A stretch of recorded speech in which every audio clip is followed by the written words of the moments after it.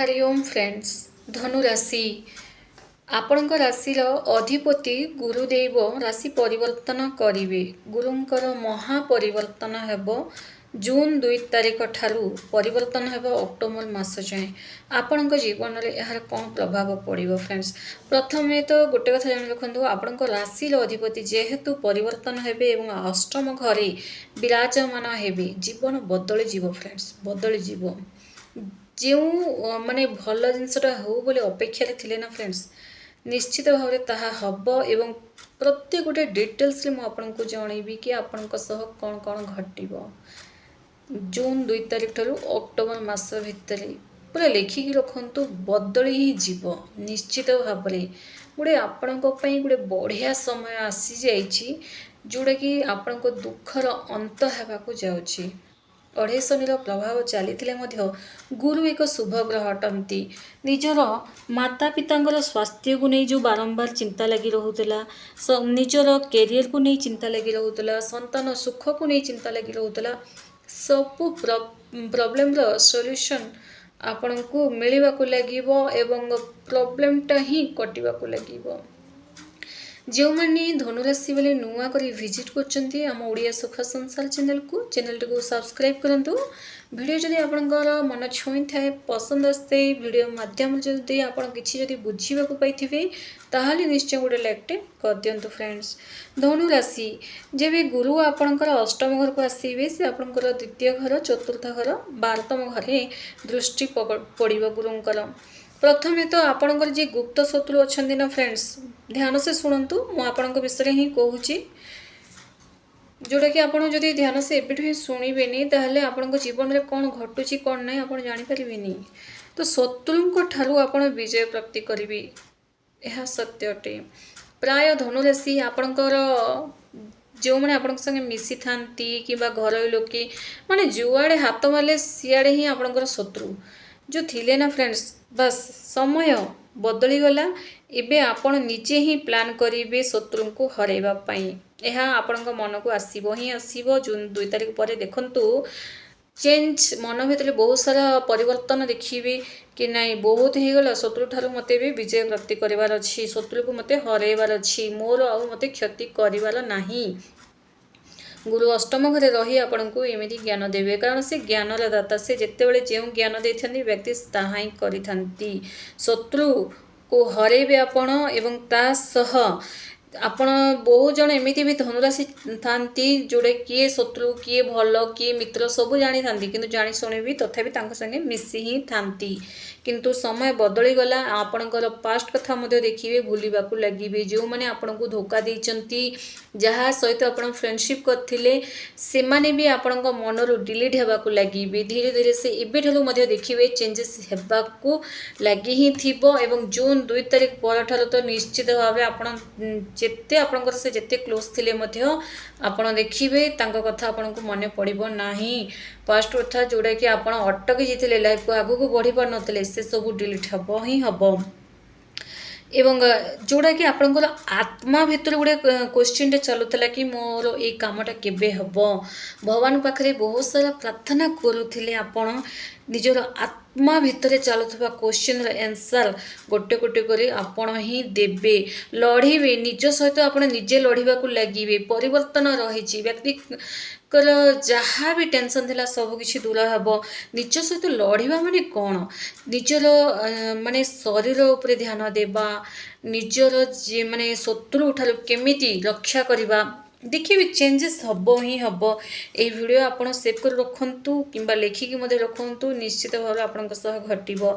एही समय आपनक पई बहुत बढ़िया समय। जदि जो माने फॉरेन जीवा पई प्लान करथिले निश्चित भाव रे जून 2 तारिख पर ठारू अक्टोबर मास भितर वीसा मिलिबो। फॉरेन ट्रैवल रो सुजोग आपनक निश्चित भाव रे मिलिबो।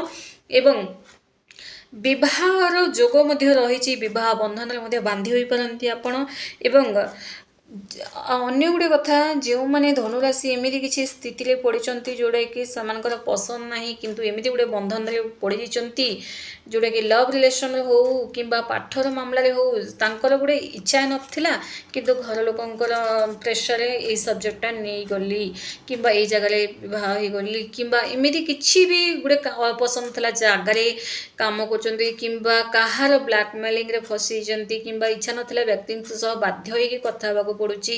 ଏମିତିଆ ସିଚୁଏସନ୍ ଯଦି ଆପଣଙ୍କ ଲାଇଫରେ ହେଇଛି ନା ଫ୍ରେଣ୍ଡସ୍, ନିଶ୍ଚିତ ଭାବରେ ସବୁ ବନ୍ଧନରୁ ଆପଣ ମୁକୁଳିବେ, ସବୁ ବନ୍ଧନ ଆପଣଙ୍କର ଫିଟିବ, ସବୁ ଅଭିଶାପ ଆପଣଙ୍କର କଟିବ। କିଛି ବ୍ୟକ୍ତି ଧନୁରାଶି ବାଲାଙ୍କ ଉପରେ କିଛି ଅଭିଶାପ ମଧ୍ୟ ଦେଇଥାନ୍ତି, ଜେଲସ୍ ହେଇଥାନ୍ତି। ସମସ୍ତ ପ୍ରକାର ଅଭିଶାପ ଆପଣଙ୍କର କଟିବ। ଜିତିବାର ସମୟ ଆପଣଙ୍କର ଆସିଗଲା। ଖୁସି ଖବର ମଧ୍ୟ ଆପଣ ଶୁଣିବାକୁ ପାଇବେ। ପ୍ରତ୍ୟେକ ଦିନ ଆପଣଙ୍କର ଶୁଭମୟ ହେବ ହିଁ ହେବ ଏବଂ ପ୍ରତ୍ୟେକ ଦିନରେ ଚେଞ୍ଜେସ୍ ମଧ୍ୟ ଆପଣ ଦେଖିବାକୁ ପାଇବେ। ଯେଉଁମାନଙ୍କର ସନ୍ତାନ ନାହିଁ, ସନ୍ତାନ ସୁଖ ନିଶ୍ଚିତ ଭାବରେ ମିଳିବ। ଏବଂ ନୋଟିସ୍ କରିଥିବେ ଧନୁରାଶି ବେଲେ ଏବେଠାରୁ ହିଁ ଆପଣ କିଛି ଏକ୍ସରସାଇଜ୍ କିମ୍ବା କିଛି ୟୋଗା କିଛି ତ ଆରମ୍ଭ ନିଶ୍ଚିତ ଭାବରେ କରିଥିବେ। କାରଣ ଗୁରୁଙ୍କର ଯେବେ ପରିବର୍ତ୍ତନ ହେବାକୁ ଥାଏ ନା, ବ୍ୟକ୍ତିଙ୍କର ମନରେ ଏସବୁ ପ୍ରଭାବ ପଡ଼ିଥାଏ, ସକାରାତ୍ମକ ପ୍ରଭାବ ପଡ଼ିଥାଏ, ନିଜକୁ ଚେଞ୍ଜ କରିବାର ପ୍ରଭାବ ପଡ଼ିଥାଏ। ନିଶ୍ଚିତ ଭାବରେ ଆପଣ ଏବେଠାରୁ ମଧ୍ୟ ଷ୍ଟାର୍ଟ କରି ହିଁ ଥିବେ। ଆପଣ ଏବେଠାରୁ ଷ୍ଟାର୍ଟ କରିଛନ୍ତି ମାନେ ଏବେଠାରୁ ଆପଣ ମଞ୍ଜି ପୋତୁଛନ୍ତି ଏବଂ ଅକ୍ଟୋବର ମାସ ସୁଦ୍ଧା ନିଶ୍ଚିତ ଭାବରେ ତା'ର ଫଳ ପାଇବେ ହିଁ ପାଇବେ। ତେଣୁ ସବୁବେଳେ ନିଜକୁ ପଜିଟିଭ୍ ହିଁ ରଖିବା ଆବଶ୍ୟକ। ଗୁରୁ ପଜିଟିଭ୍ ସ୍ଥାନରେ ହିଁ ବିରାଜମାନ ହୋଇଥାନ୍ତି, ତେଣୁ ପଜିଟିଭ୍ ହିଁ ରଖିବା ଆବଶ୍ୟକ ଏବଂ ସବୁବେଳେ ନିଜ ସହ ଯାହା ବି ଆପଣ ଭାବୁଛନ୍ତି ନା ଭଲ ହିଁ ଭାବନ୍ତୁ। ଯେତେ କଷ୍ଟ ଥିଲା ନା କଟିଯିବ। ଆପଣ ଭଲ ଭାବିବାର ପ୍ରୟାସ ମଧ୍ୟ କରନ୍ତୁ ନାହିଁ, କିନ୍ତୁ ଅଟୋମେଟିକ୍ ଦେଖିବେ ଭଲ ହିଁ ଭାବିବେ। ଏବଂ ଶୁଣନ୍ତୁ, ଯେଉଁମାନଙ୍କର ସନ୍ତାନ ସୁଖ ନାହିଁ, ଏ ପର୍ଯ୍ୟନ୍ତ ମିଳିନାହିଁ, ସେମାନଙ୍କୁ ସନ୍ତାନ ସୁଖ ମିଳିବ। ଯେଉଁମାନଙ୍କର ଚାକିରି ନାହିଁ, ଚାକିରି ମିଳିବ। ଚେଷ୍ଟା କରନ୍ତୁ, ଚାକିରିର ଅଫର୍ ଆସିବ। ଟଙ୍କା ପଇସା ବହୁତ ସାରା କମେଇବାକୁ ଲାଗିବେ। ଏଇ ଯେଉଁ ସମସ୍ୟା ଯାହା ବି ଆପଣଙ୍କର ସ୍ୱାସ୍ଥ୍ୟଜନିତ ସମସ୍ୟା ଥିଲା, ସେସବୁ ସମସ୍ୟା ଦୂର ହେବ। ଏମିତି ବି ଧନୁରାଶି ବେଲେ ଦେଖିବେ ଦାନ୍ତଜନିତ ସମସ୍ୟା ଆପଣଙ୍କର କିମ୍ବା ଯାହା ବି ଗଳା ପେନ୍ ହେଉଥିଲା, ଏସବୁ ସମସ୍ୟା ଅର୍ଥାତ୍ ତଣ୍ଟି ପେନ୍ ହେଉଥିଲା, ଏସବୁ ସମସ୍ୟା ଆପଣଙ୍କର ଦୂର ହେବ। ଦାନ୍ତଜନିତ ସମସ୍ୟା ଯାହା ବି ମାନେ ଧନୁରାଶିରେ ଥିଲା, ସେ ସମସ୍ୟାଟା ଦୂର ହେବ। ଏହି ସମୟରେ ଜାଗା ଜମି ପ୍ରପର୍ଟି ଆପଣ କିଣିବେ କିମ୍ବା ଗାଡ଼ି ବାହନ କିଣିବେ କିମ୍ବା ସ୍କୁଟି କାର୍ କିଛି ତ କିଣିବେ ହିଁ କିଣିବେ।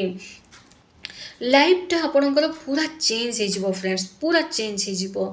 ଆପଣ ବର୍ତ୍ତମାନ ଯେଉଁ ସ୍ଥିତିରେ ଅଛନ୍ତି, ଯିଏ ଆପଣଙ୍କୁ ଠକିଛନ୍ତି ନା, ତାଙ୍କଠାରୁ ଆପଣ ବହୁତ ଆଗକୁ ଯିବେ। ଏହା ସତ୍ୟ ଅଟେ। ଯିବେ ହିଁ ଯିବେ। ଗୁରୁଙ୍କର ମହାପରିବର୍ତ୍ତନ ଆପଣଙ୍କ ଜୀବନ ହିଁ ବଦଳାଇବାକୁ ଆସୁଛି।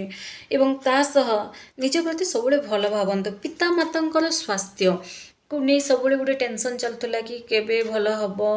ଇଆଡ଼େ ପ୍ୟାରେଣ୍ଟସ୍ଙ୍କର ମାନେ ଟେନସନ୍, ଆପଣଙ୍କର ରାତିରେ ଶୋଇଲା ବେଳେ ଆପଣ ଶୋଉଛନ୍ତି କିନ୍ତୁ ମାନେ ଅନିଦ୍ରା ହେଇ ଉଠି ଯାଉଛନ୍ତି, ରାତିରେ ନିଦ ଲାଗୁନି ସବୁବେଳେ।